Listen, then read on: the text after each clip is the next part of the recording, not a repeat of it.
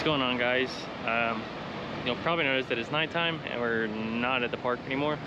It's because the audio on the first intro that I did just was no audio, so we're now doing the intro at night the next day, and I'm gonna let the owner this time go over all what has gone on with the bike.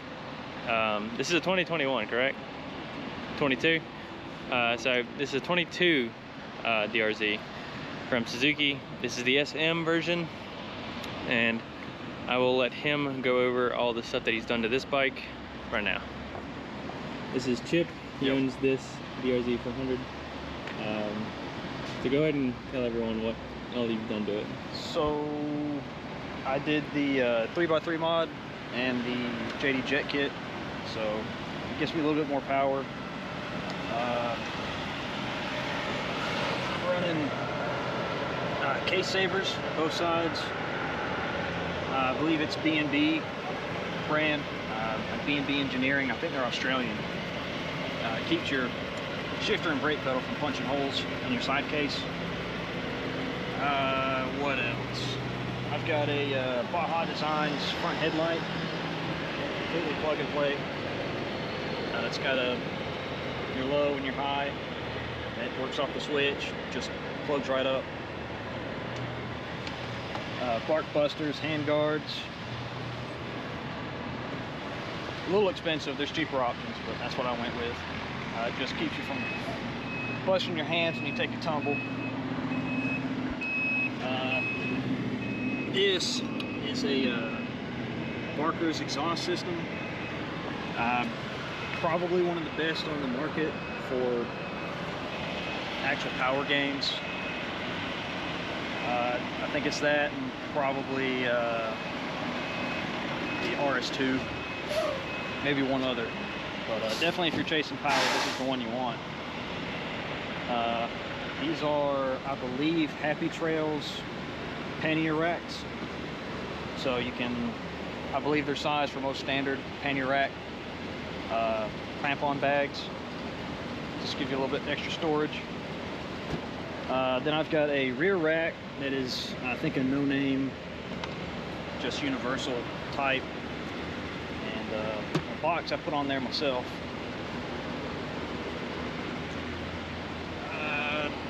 Tire-wise, these aren't the stock rubbers. These are Dunlop G3 Pluses. I've seen a lot of people talk about running these on their SMs. They say they grip good, they heat up well, because a lot of sport bike tires are a little bit too aggressive for the SM. It's just not heavy enough to heat them up. And I think lastly is in the air filter. I run a no-toil pre-oiled air filter, and then behind that a PC Racing air filter gasket. So with most dirt bike style air filters, when you install them, you need to put a grease on the lip of it to help seal it, and with that you don't have to do that. You just slap it right in, you're good to go. I think that's it. And I kind of go over the difference between the S and the SM.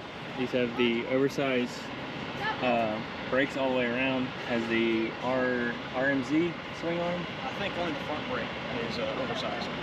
No, whenever I did research, it said all the way around, but that could be incorrect. It has the RMZ, I believe, like I said, swing arm. RMZ 450 front and rear suspension. And it has the inverted forks up here for the front suspension. And also, he has this, the seat is aftermarket as well.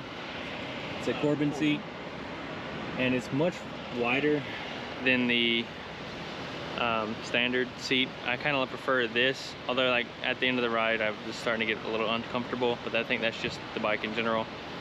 But yeah, the Corbin seat is kind of I think is a must for these bikes. The dirt bike style seat is just too uncomfortable for long rides.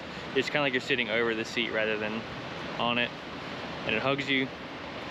And we'll go ahead and just give you like a little startup so you can hear it from the outside. Does this one have this high silencer still?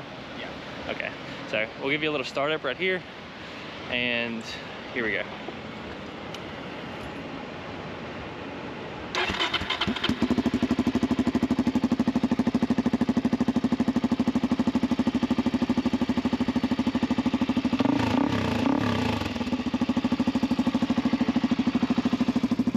There you go, that's what the Barker sounds like with the silencer in it. And I rode around the whole riding portion with it.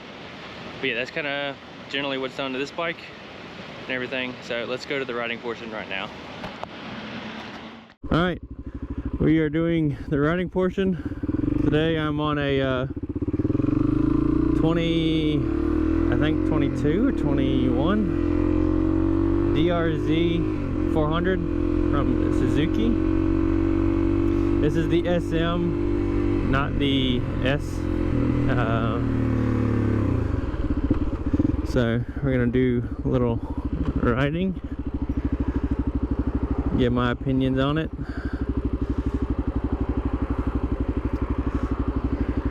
It's pretty late in the day, so there's a lot of traffic out and about.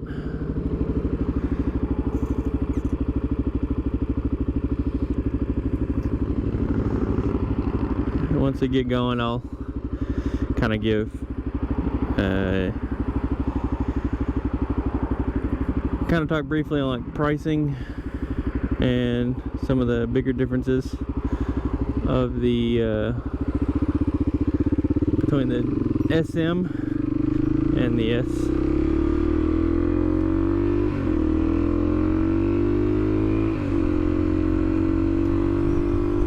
Alrighty.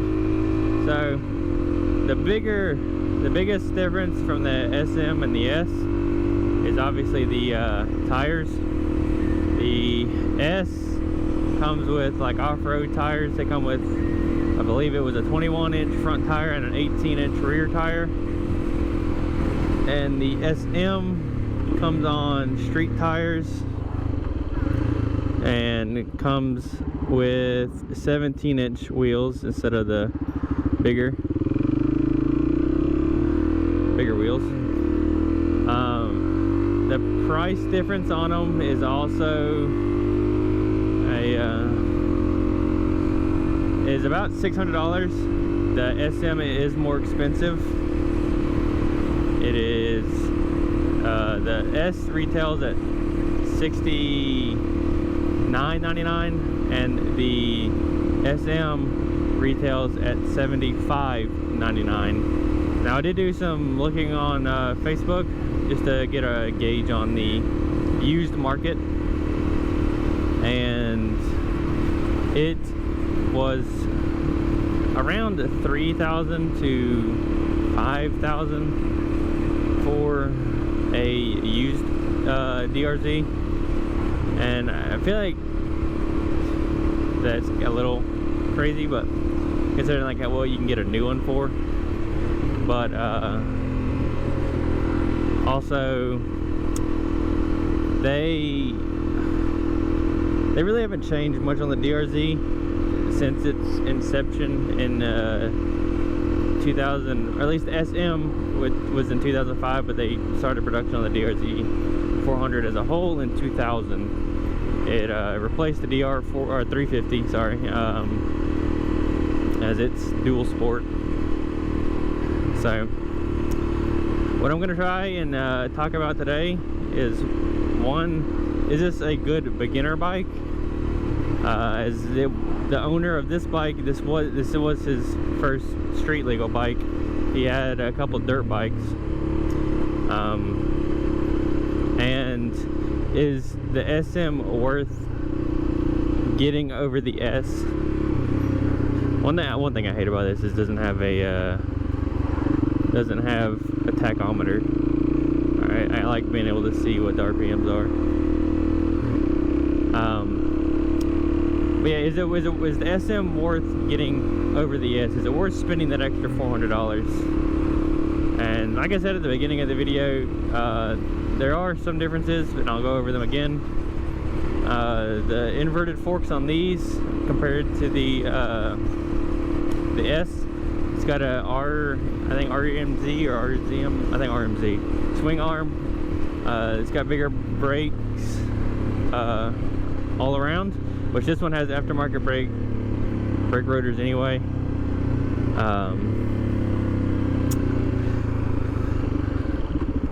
Let's see. Now these aren't that fast. They only have about 31 horsepower and 17 foot-pounds of torque. So not very impressive for a 400, but it's also it's the borderline dirt bike. And this one has an aftermarket seat, in which I've sat on the original seat, and I gotta say this is a big improvement over the stock seat, hands down. This one kind of cushions you a lot more instead of kind of fitting in between the butt cheeks. This one kind of grasps it, so you're kind of sitting on the seat rather than basically sitting over the seat in a way. But even me being probably 100 plus pounds heavier than him, the bike's honestly comfortable. One thing, yeah, right there, I don't like it. I'm so used to a 6-speed that this is a 5-speed, and it's just kind of, I feel like it needs one more gear, but it is what it is. And this one is I believe all the DRZs are carbureted. This one in particular has a JD jet kit, I believe is what he said, and a different exhaust, which we put on the silencer in for the video so it wouldn't overwhelm the mic too much. And once we get kind of secluded, I'll show you a cool little feature that the DRZ can do. It's not the best for it, but the owner does it a lot, so I'm sure he'll be fine. We're gonna turn here.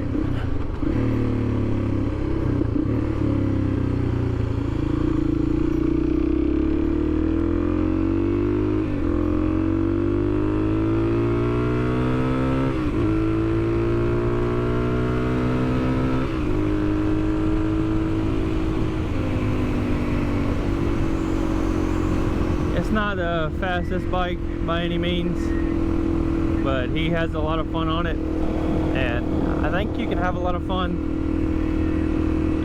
This bike in particular compared to the S, the seat height is 35 inches compared to the SMs. I mean the S's, I believe it's 36.8 if I'm not mistaken. My friend originally wanted a S for the dirt bike setup because he wanted to go trail riding or wanted at least the option to go trail riding and whatnot. And so I told him to go to the local dealer and sit on the S and see how it was. He sat on the S and he was on his tippy toes, and he wasn't able to really flat foot it. And then he sat on the SM, which was right next to it, and he was able to flat foot it. And so he ultimately ended up going with the SM. So just keep that in mind if you're looking. And if you like the DRZ look and all that, maybe try looking into the SM, because I'll go over what he does to go trail riding in just a second once we get turned and on the road.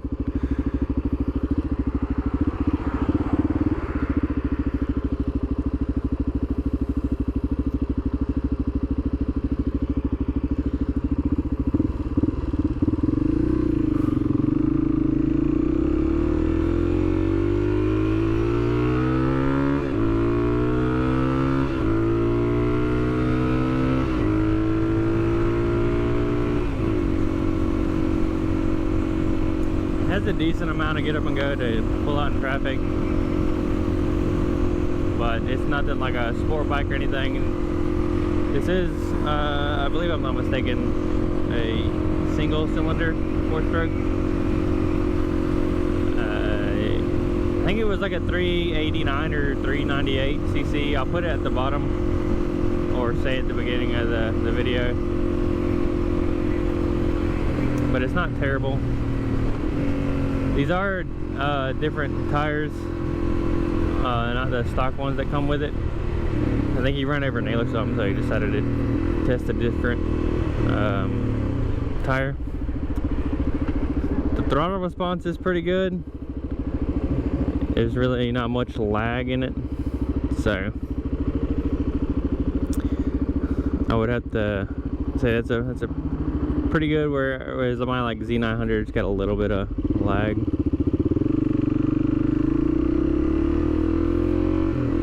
The clutch does grab pretty hard, which I don't think it's an aftermarket clutch or anything. I don't think he's done any engine work to it besides the jet kit, and then he has an aftermarket exhaust on it. But back like I was saying, if you wanted to go trail riding with one of these, he has a separate set of wheels and tires for it that is set up with like knobbies and all that, so you can go trail riding.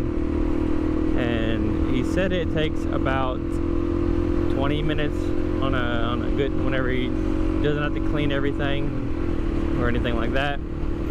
So it takes 20 minutes to swap it over from street tires to the dirt tires. And if you want to give my opinion on the dirt tires as well, I can do that as well on this bike, so you can kind of get a good comparison of how it would be in street trim versus like trail riding trim and whatnot. And he said the price for that was $1,800 and he was ready to go. Obviously that varies on what wheels you buy, what tires, but that was everything that he needed to go straight from this to riding on trails and going off-roading.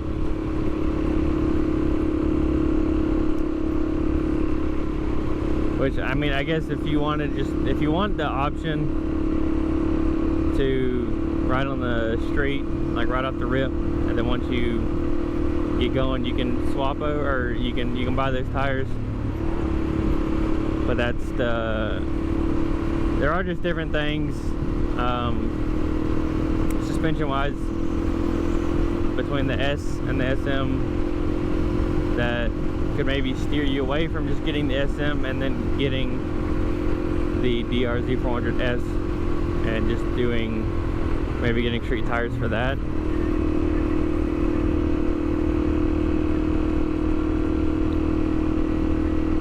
Now I will say as well, this has a 2.6 gallon tank with 44-ish miles to the gallon. Is what was I saw on advertised, which kind of works like maths out, because he said that on his bike he can go about 88 to like 95-ish miles before he has to go to reserve.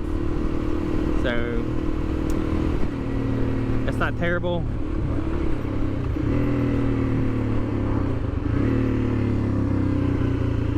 Especially for a dirt bike, but he doesn't have a gas gauge. The kind of dash up here is pretty bare bones.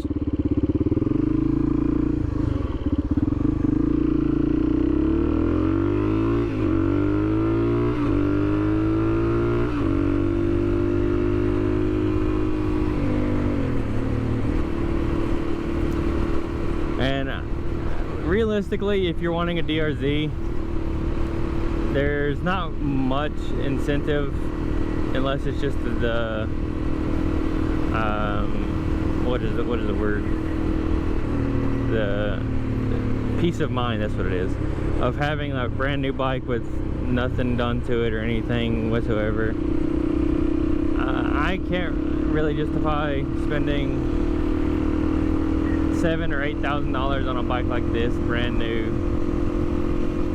when you can pretty much just get a used one for $1 or $2 grand cheaper, depending on what model you want. That may also already have what you want done to it. So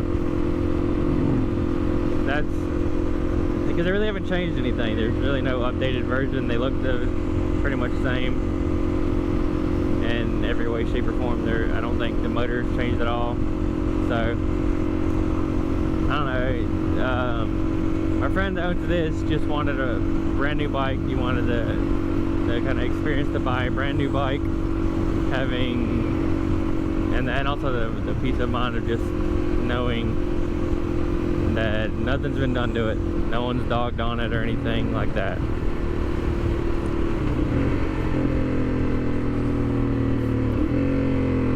Which I get. Because both of the bikes that I've bought were brand new.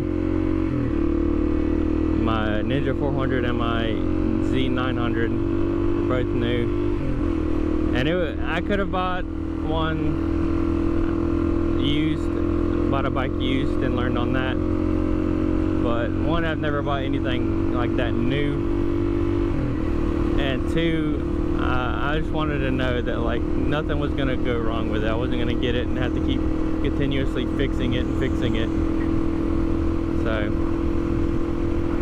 that was my justification, and I've enjoyed having new bikes, not having to really worry about anything gonna go wrong with them and whatnot. Keep on trying to shift into 6th gear. You know, I wish there was one more gear.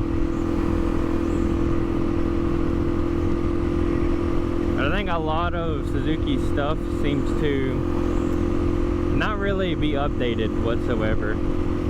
I believe like their Gixxers have maybe had like a facelift here and there, but I think for the most recent years there really hasn't been anything done to them. This bike I don't think it's changed much since 2000, and I believe the Hayabusa really didn't change much.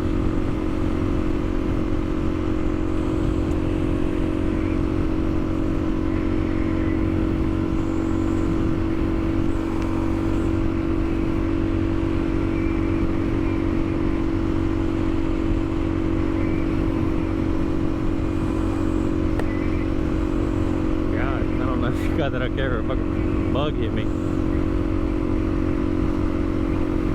I will say one thing that he says happens a lot is that you sit up so much higher, which it kind of happens if I take my hand off, the wind will kind of blow you kind of either way to the road,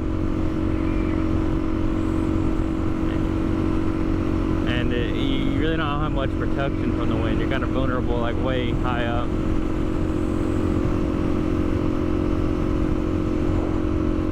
I didn't get the weight of the bike whenever I was doing the research. I just thought about that. But I put the weight of the bike down at the bottom, and it feels really well. Like it's one of those bikes you can kind of toss into a corner. But with it being so tall, it kind of wants to be a little wobbly. Like I just kind of move the handlebars back and forth. So you have to be a little bit careful. Like you can't. I probably wouldn't feel confident in throwing this bike into a corner like I would a sport bike or anything like a little bit with a lower center of gravity.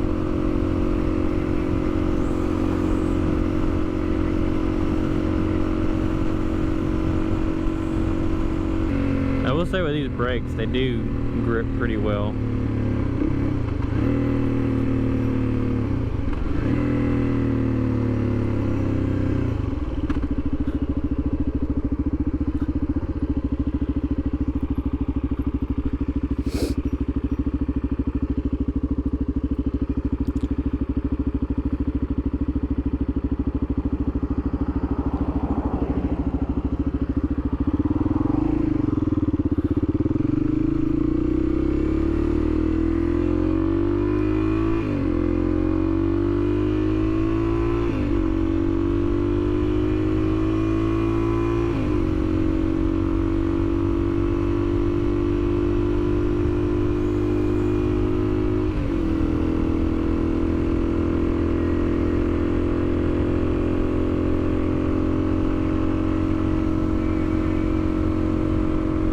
do feel like this bike, although it is pretty enjoyable to ride so far, it does suffer from the feeling of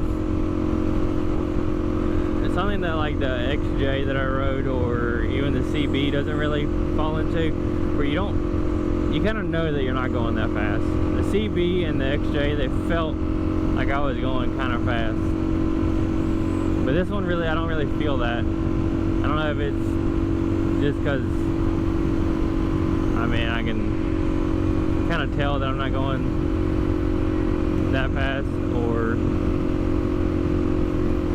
what, but CB, I just felt like I was going very fast. But this one, I don't really get that same feeling.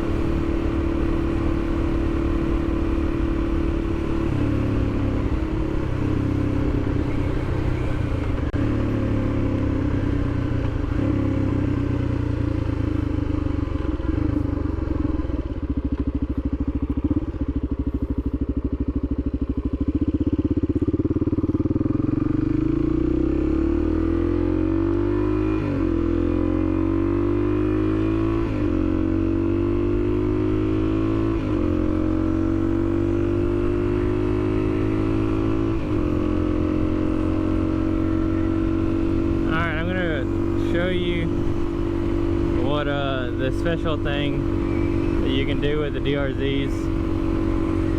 It's a lot easier with like two hands, so I'm going to try to do it. I don't know if you're going to be able to hear it or anything. Or no, I'll probably get to do it with one hand. But we'll get out of this turn and then actually we'll just do it here.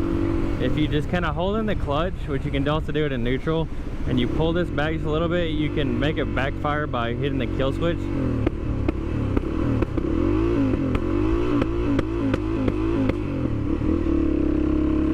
Pretty cool thing you can do. I don't know if the mic picked it up, but it's even louder without the silencer in it, obviously. And whenever he first got the bike, we kind of showed him how to do it. And at night, with the original exhaust with everything taken out of it, he was able to shoot flames. It's pretty cool to see. A cool little feature if you get a DRZ that you can do.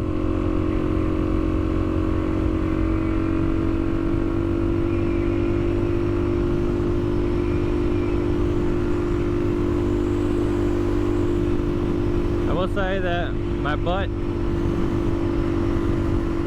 is going a little numb, but I think that's so far that just seems like to be like every bike. But this seat does help a lot. It's a Corbin seat. I've been debating on getting one for my bike. They're a tad pricey, but you can customize them with different things. But I could only imagine this ride would be infinitely worse with the original seat. It's just super hard and real thin. I feel like they should, if they update anything, they need to update the seat to a little bit wider one. I think that it's just gonna do nothing but help.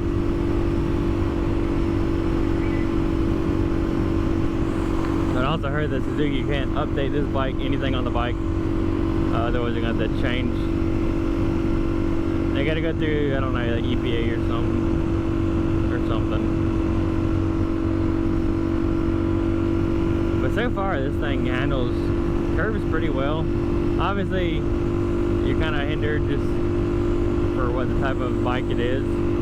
But I have seen supermotos do some crazy stuff when they race them.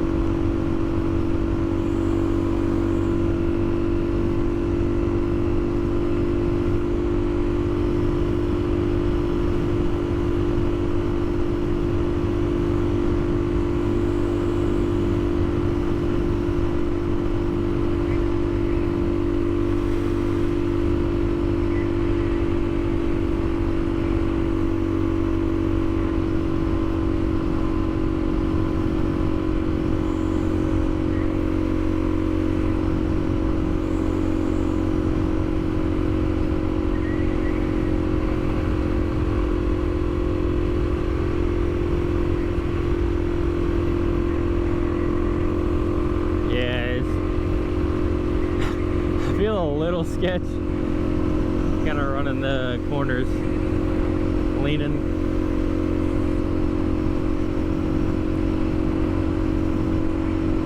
But it's not terrible.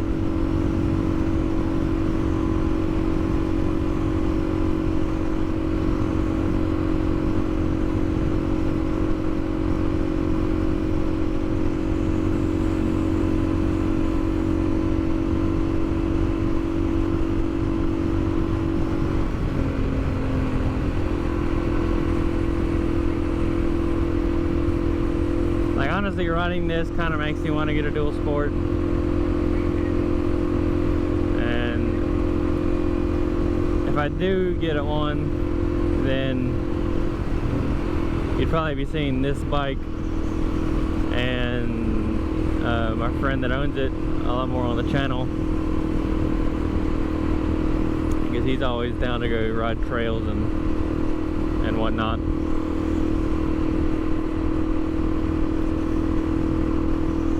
Like I said in Monday's vlog, I have a lead on one. I just got a debate on, to me, if it's worth pulling the trigger on and getting it to put on the channel.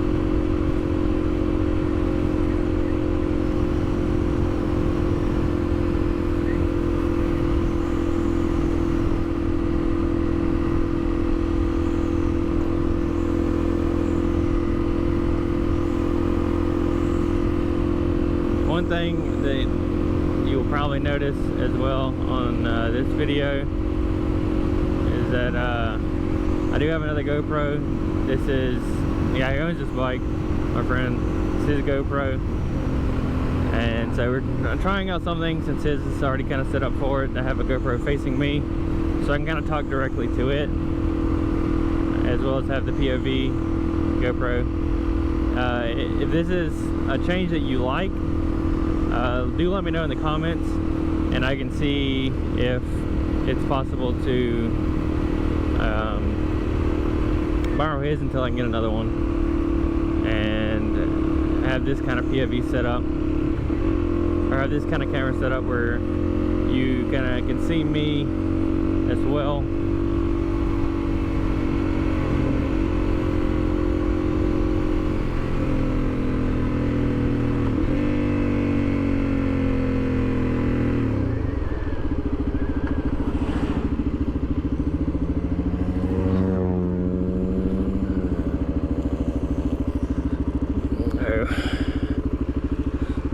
Yeah, despite like the seat, even though the seat's comfortable, I don't know how long I've been recording, what, probably 20-ish, maybe almost 30 minutes, maybe less.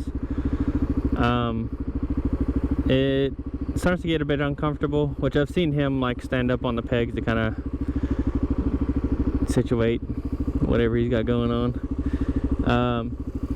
But yeah, I can definitely see where this seat, despite it being more comfortable than the stock one, it still wears on you after a little bit.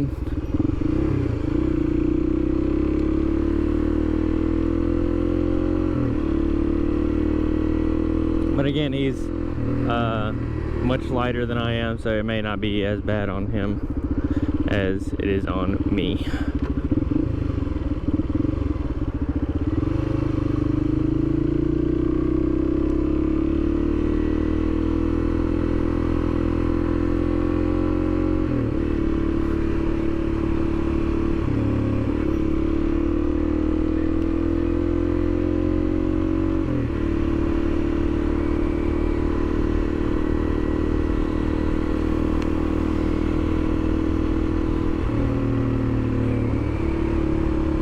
One thing I'll at least give Suzuki with this is it does have at least a digital display, not the analog one. And I'll appreciate that.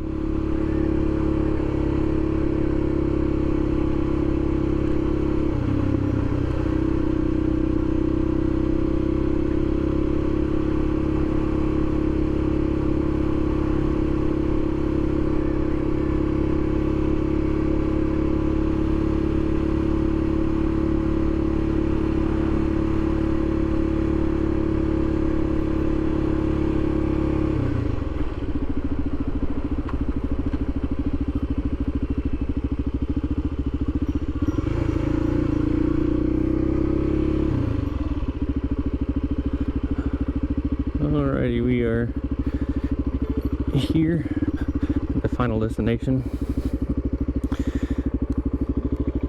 Let's see if I can put it in neutral. Oh, got it first try. Alright, there we have it. That is the riding portion of the DRZ. I will now sit down and give my final thoughts and kind of overall review of the bike. Thanks for riding with me. Always be safe, and let's go to the review.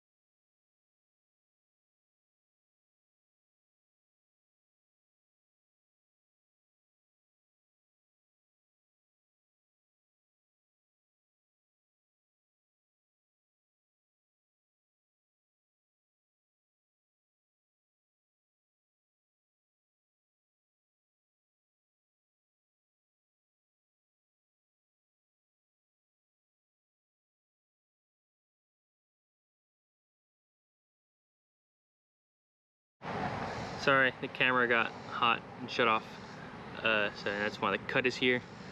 But I'll end this short and sweet. Thanks for watching. Remember to comment what bike you would like to see next, and I can try to track it down. Sorry, sorry, the camera got hot, so it cut. But I'll go ahead and end it here. Thanks for watching. Remember to like, subscribe, comment, and let me know what bikes you would like to see on the channel, and I can try to track one down. Thanks for riding with me. Stay safe, and remember, you are good enough.